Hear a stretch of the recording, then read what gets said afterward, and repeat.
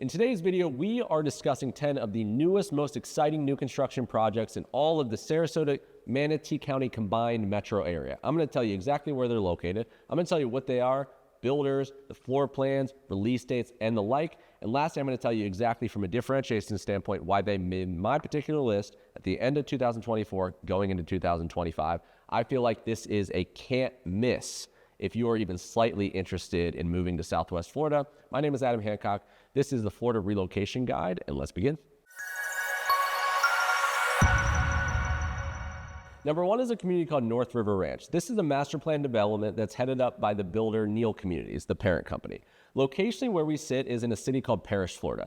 Parrish is a northeast inland suburb of downtown Sarasota. So what happened historically, Lakewood Ranch was the first one that kind of paved the way, 12 miles one way from downtown, but you got stuff you can't get in town. You got new construction, amenities, communal things, etc. Parrish, next generation version of that. 14 miles further, maybe you save a little bit of money, you get a bigger house, you get something you can't get a little bit closer, and that's where we stand here at the end of 2024. So what is North River Ranch exactly? Like I mentioned earlier, it is master plan, so you're gonna have multiple things that collide together for aggregate benefits. What started as one community called Brightwood has now evolved into 6 that have some sort of residential presence. Brightwood now being sold out, the next 4 still have some sort of building opportunity as an incoming relocation buyer. 2 of those 4 are newer than the other 2, but still have some sort of opportunity. And the 6th and final one is a rental-only community that's going to be called Hillview. You have builders, of course, like Neal, which is the parent, Cardell, David Weekley, Homes by Westway, Pulte, and that's just to begin. Amenity-wise, again, it's not just a fun neighborhood pool here. This is the master plan thing. These are mini cities. You're going to have multiple amenity campuses. There's innovation, super bike friendly. There's trails, schools, and much, much more.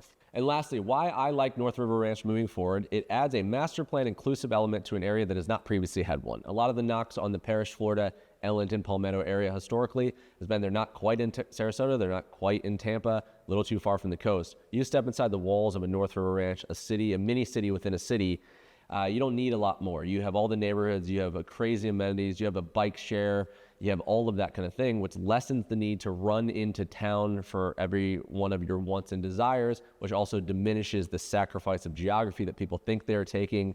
And then you add affordability because of that. You add the lessening median age of Sarasota as a whole, the multi-generational aspect, and where Parrish, Florida, and Palmetto are moving forward, this is going to be kind of the crown jewel of that development. Number 2 is a community called Palmera. Palmera is included in the very new and exciting master plan development of Wellen Park. So in essence, you're going to have great access to 3 really pivotal corners of town itself. So we're going to start by going below the Sarasota, Florida city limits. And corner number 1 is very southern Venice. Corner number 2 is very northern Englewood. And corner number 3 is very western Northport.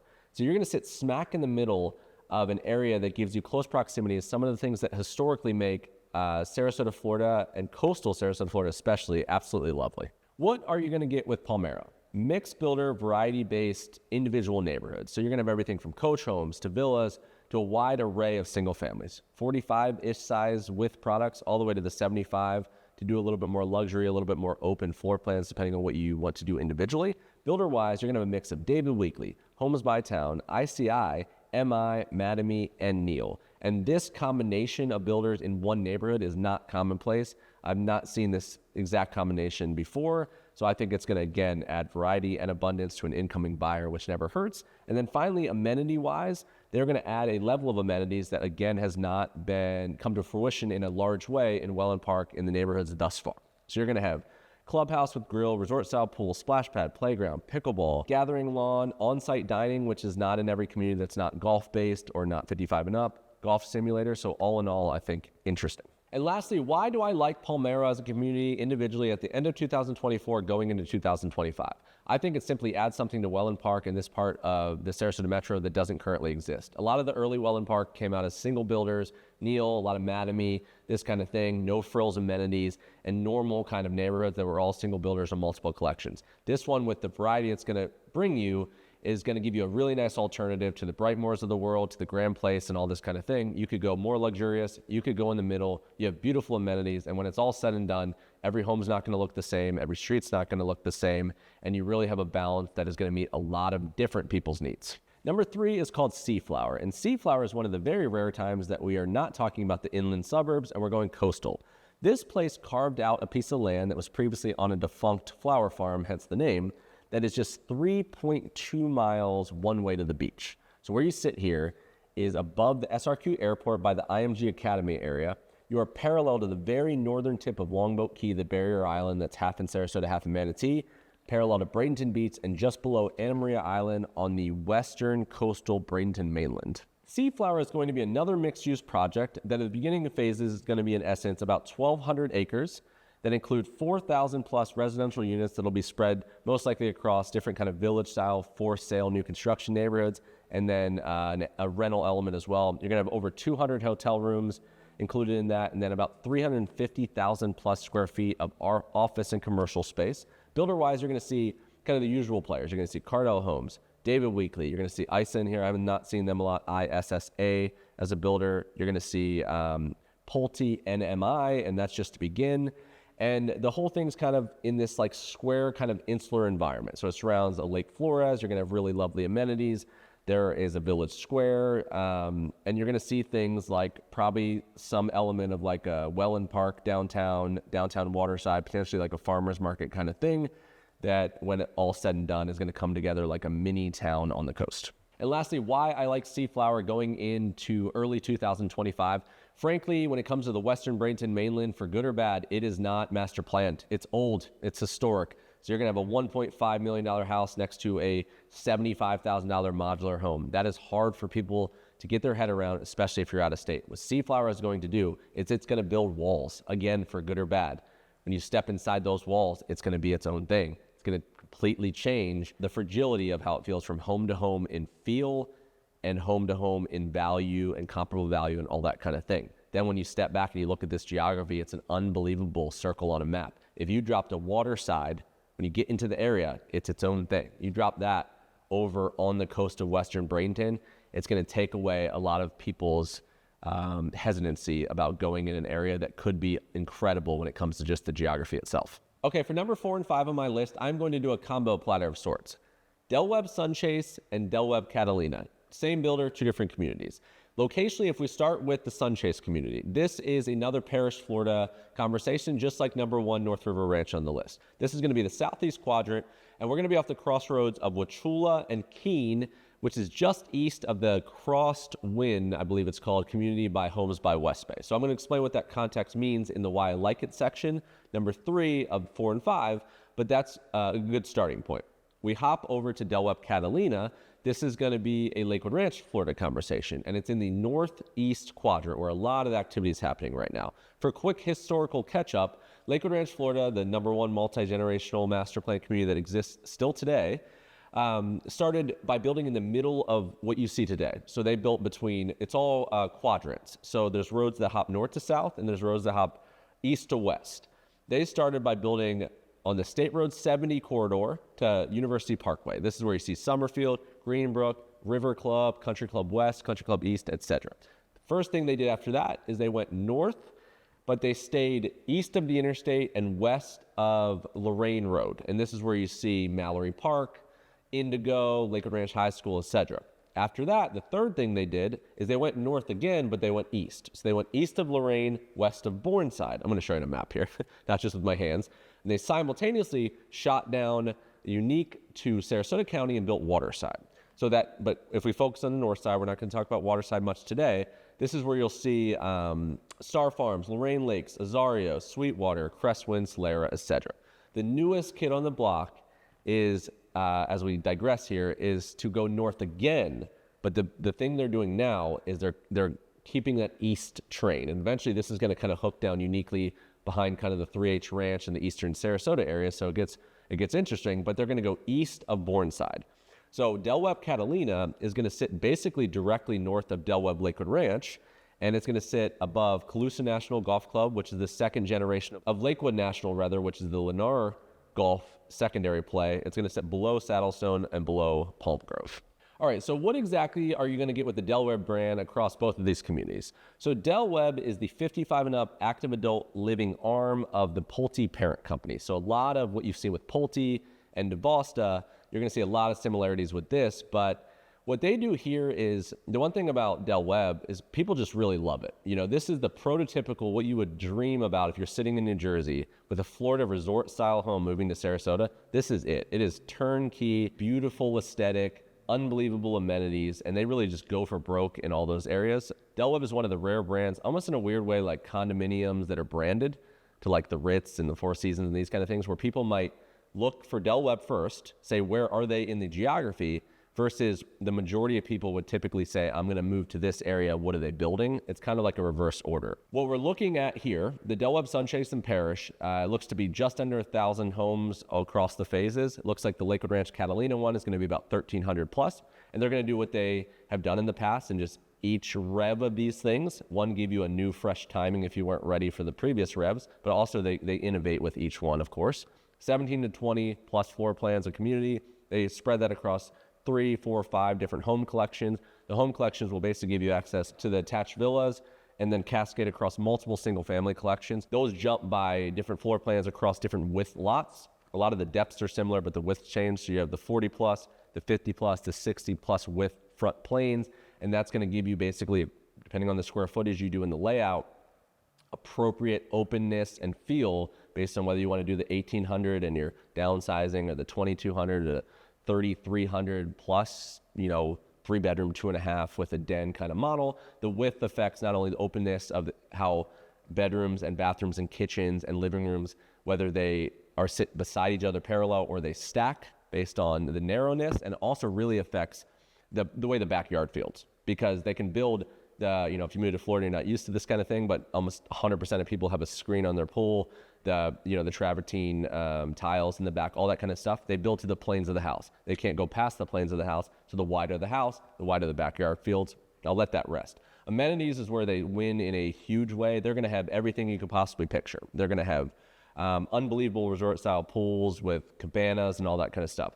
They're going to have restaurants in these things. Catalina sits across overlooking a 70-acre lake. They're going to have 17,000 to 30,000+ square foot clubhouses, lifestyle directors. It really is that Pleasantville kind of feel. And then they're putting these inside master plan communities. So you have this when you come home, and then you leave and you have all of Lakewood Ranch, or all of what the future of Parish is going to be. So hard to go wrong with Del Webb. It really is context, timing, and geography, which I'm going to talk about next, that is going to make you choose between the different communities. And finally, why do I like these two Del Webb communities from a differentiation standpoint? Simply, they're the next. If you missed out on Del Webb Lakewood Ranch a few years ago, Del Webb Catalina gives you another shot. If you missed out on Del Webb Bayview and Parish, Del Webb Sunchase gives you another shot. Beyond all the amenities I just mentioned, you can see what they've already done. You can see if you would like that final product. You get a newer, more innovative version of what they previously did, and you remove all the risk of not knowing what the final product is going to look like. Number 6, and there is a lot of buzz about this one, and that is the brand new Espan at Wellen Park. Pretty much the balance of this video from here on out, we're going to talk about a handful of communities that you may have no familiarity with. These are very new, they're sexy, they're exciting, but there's not a lot on the internet about them. This one in particular, I have been kind of guessing on the channel now for a while. If you've seen me talk about the Myakka Pines Golf Club, this is in Englewood, it's a semi-private club, it already existed. I'd heard rumblings and I'd seen kind of like these permits pulled and these people like approaching. It looked like Taylor Morrison was going to make a play. I probably talked about this maybe more than a year ago. I was trying to guess at like what they might down there. It's kind of on the surface. We know a lot more. It's very similar to what I thought it might be. But where Myakka Pines is located basically is very, very south. It's in Englewood, very north Englewood, but it's very south of what people would consider Wellen Park. So you're talking below Palmera, you're talking below, probably the closest community to it to the north is the Wellen Park Golf and Country Club play by Lennar. But this is parallel and almost below at this angle to Minnesota Beach, that's the Englewood Beach, not the Venice beaches. So you got to get the context. But what happened over time is that, Wellen Park kept dripping, but because it was a slow progression, then people started getting more okay with being in this proximity and saying like, oh, the beach is right there. I got downtown Wellen right here. I have the town of Venice for additional amenities. You have Myakka State Park. You have the river and all these kind of things. And maybe it's not a big deal that Englewood is very far south and considered to historical Sarasota, but it was the drip that happened over a slow period of time that allowed people to say, okay, well, this isn't in the boonies. This is actually South Wellen Park, and that is the name of the game here. What Espan at Wellen is going to be is, so John Cannon basically owned a big swath of land. I thought they sold it all to Taylor.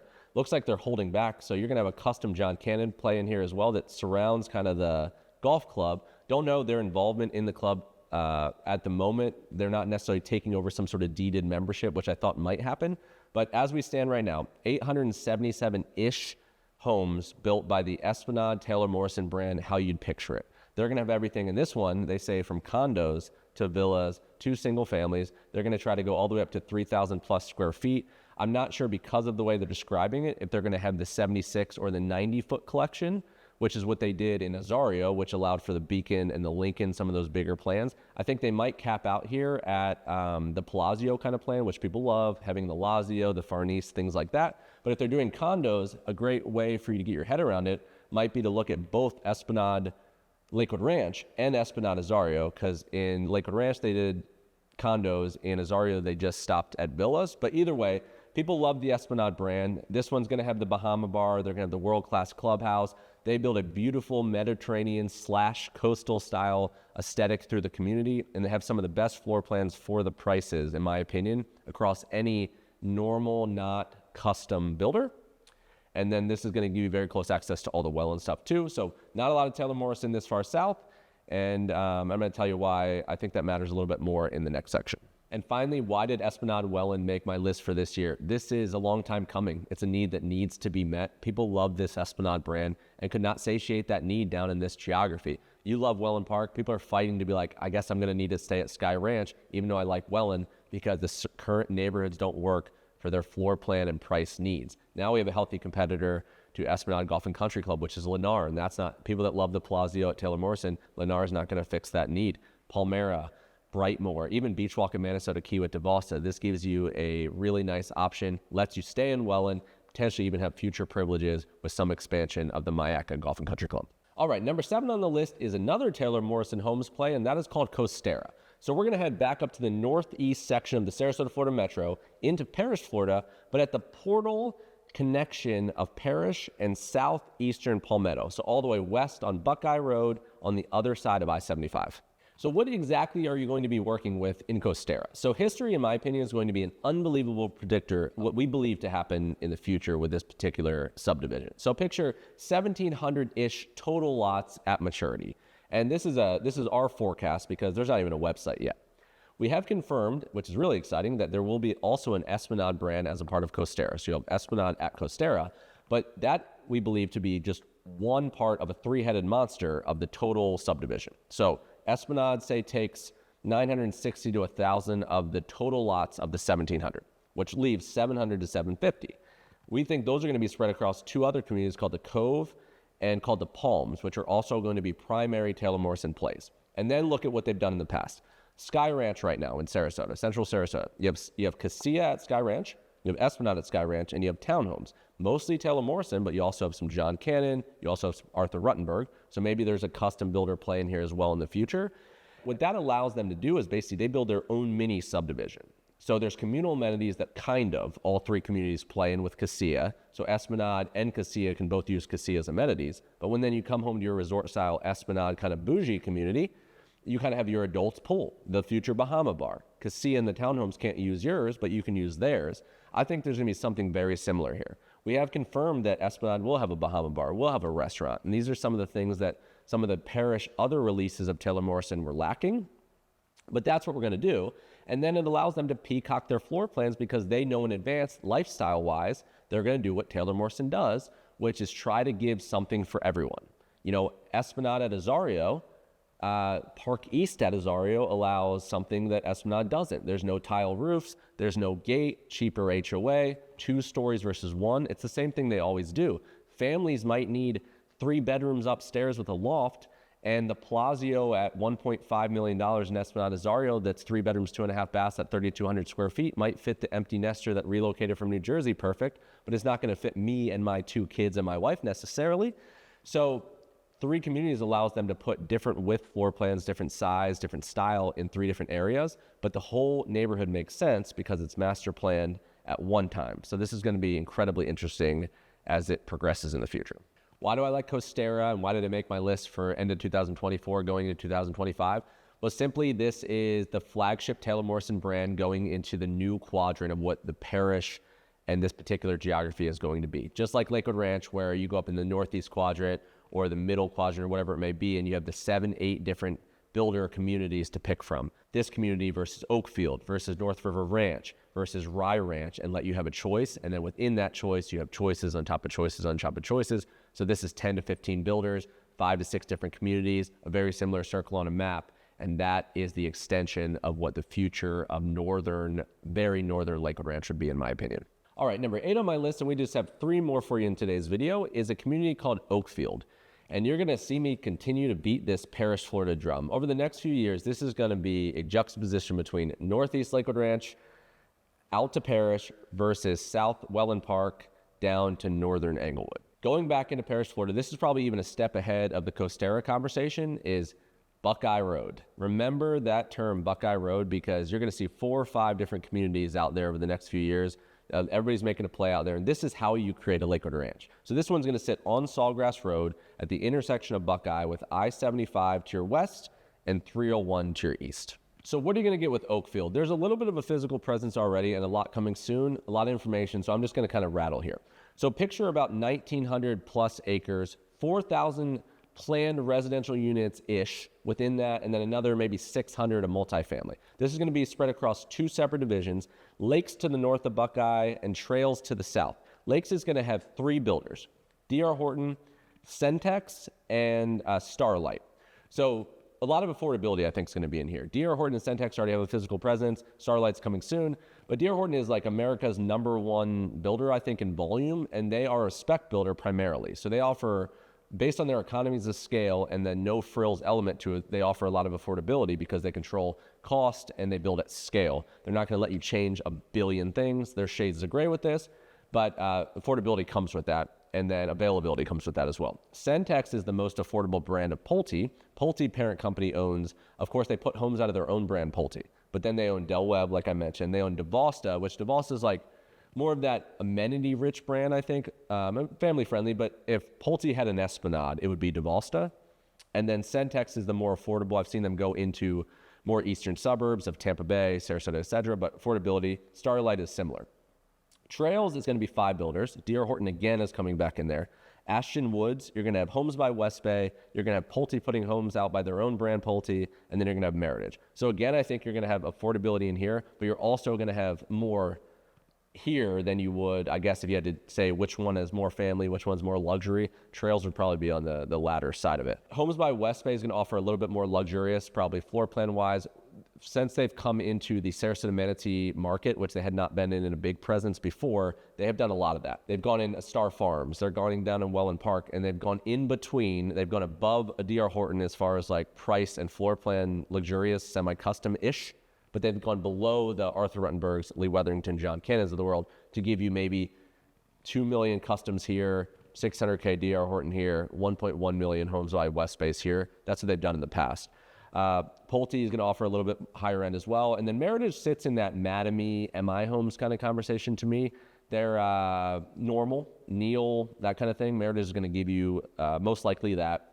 As I digress here, each of these are going to have amenity campuses separate from each other that are going to offer a myriad of resort-style amenities, green space, lawns, community event space, all kinds of things. But this one should add a huge, huge element to the parish market. Why I like Oakfield right now for differentiation purposes is, one, I think it gives you some really nice affordability across many different builders stylistically to pick from. It gives you 4,000 plus residential units. You got time, you got options, you got abundance, and that's not going to hurt you as an incoming buyer. And you have amazing amenities, both in the family-friendly and the empty nester side to boot. Number 9 is a community called Rye Ranch. This is another one I thought would be really interesting for you guys to know about in advance. And this one is staying in Parish, Florida, the southeast quadrant of Rutland Road and Rye Road. So what is Rye Ranch going to be? This one is super, super new, but this is our forecast. We believe there to be upwards of 3,500 residential units. So that is not a small community. Take Esplanade Azario times 2, basically, you know, so you could have a 5 to 10 year total build out here, depending on the pace. 2 confirmed builders at the moment, and it's kind of a unique mix. So Lennar is the master developer. So Lennar is like a D.R. Horton. You know, they'll pave the way for a lot of these projects, then other people will hop in. You know, they're volume-based, scale, spec kind of builder. But we've heard that half of that land is owned by Culture. So that Culture group is not the opposite of Lennar, but close to it. You know, Culture, their single families would be some of the highest end homes if you're not doing fully custom to me personally, as far as like what they'll do, the feel of them, the floor plans, you know, like kind of like a Toll Brothers situation. And then we've seen them do it. So if you've ever seen Artistry, or if they take a 55 and up play here, you can see what they've done at Crestwind. A lot of the Bayview community out in Parrish is owned by Coulter Land. And then Coulter Urban is what played in a lot of the luxury condominium developments, a lot of the Ritz projects in Sarasota and St. Pete. So their MO is kind of on that scale. So I think that would be kind of cool split here. And it could be Coulter affordability perspective, of course, if they're out in this particular location. Then we've heard that, not confirmed, but the rumor mill is that D.R. Horton's hopping back in here, which would make a lot of sense, because if D.R. Horton owns a community that borders it called Rye Crossing, so Rye Ranch, Rye Crossing, right? And we've seen D.R. Horton and Lennar combine up in that Ruskin, Wamama area as well. So a lot of our guesses end up being historically right, because, you know, this isn't their first rodeo into these kind of markets. We're hearing 11 planned amenity centers in here to accommodate for that 3,500 homes. So, you know, look at Star Farms and some of these things where they've gone out and they haven't just built a nice community with a lot of homes in a area that has a bunch of other communities unrelated to them. They also have tried to build their own like mini Lakewood ranches in there. So they're trying to accommodate all of this with stacked amenities. I've seen a lot of the market going to this, especially in like Texas with like Easton Park in Austin, or Sienna down in Houston, or the Grove up in DFW. You might have your own private amenities within these little subdivisions, but a lot of communal amenity centers where all of the 3,500 homes will go to these separate campuses and all playing that and share that spread HOA cost. So that could be what you see in here. And then an elementary school looks like it's coming in here, and you know, you're going to basically have a turnkey kind of situation, which the further you go out east, the better that is of everything but the beach. Rye Ranch made my 2024 end of the year list because it also adds affordability like Oakfield does.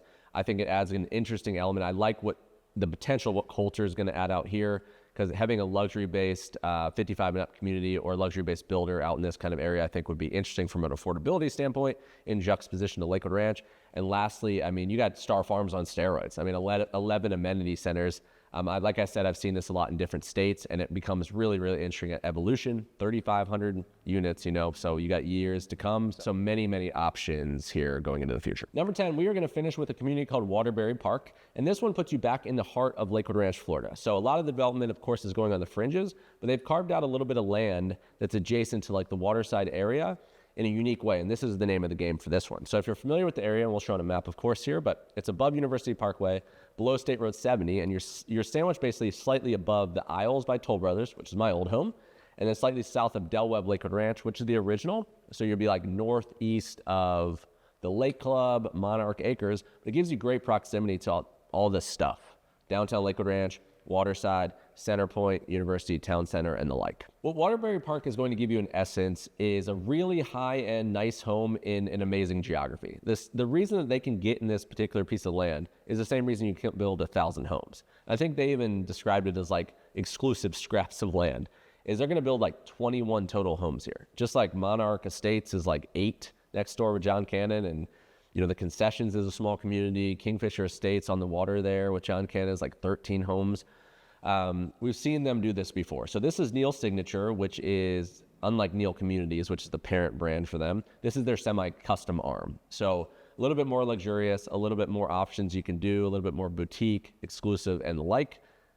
Take the alcove in Waterside, 46 homes with Neil's Signature. The back end of Country Club, Lakewood Ranch Country Club with the east side, they've hopped in there. Aria in Venice. These are all good examples of what Neil's Signature is. It's a nice home, but it also feels kind of a happy medium void. Where John Cannon's going to go like 3 to 8 million in some of these communities, this one's going to sit at 1.5 to 2 million most likely on average. You're going to see 3,000 to 4,000 plus square feet is what they found to be what people really want. People aren't really coming down here from, you know, these big homes up northeast with basements and all this kind of thing and wanting to do 5,000 square feet again, a lot of empty nesters. They just want to do a nice, beautiful home, but they don't want it tiny. So you're going to see a lot of that high, like 2,800 to 3,500 square feet they found to work really well. And then they're going to go really for broke on the amenities, the outdoor living, and all that kind of stuff.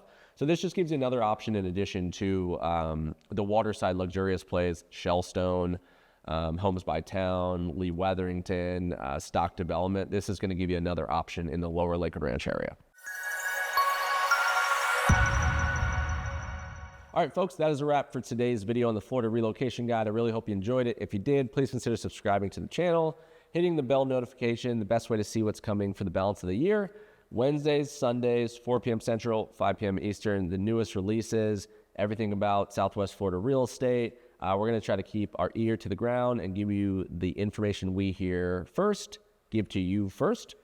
If anything that you heard in today's video you're curious about, you want to know more about, you've been researching and something perked up your interest, many ways to reach out.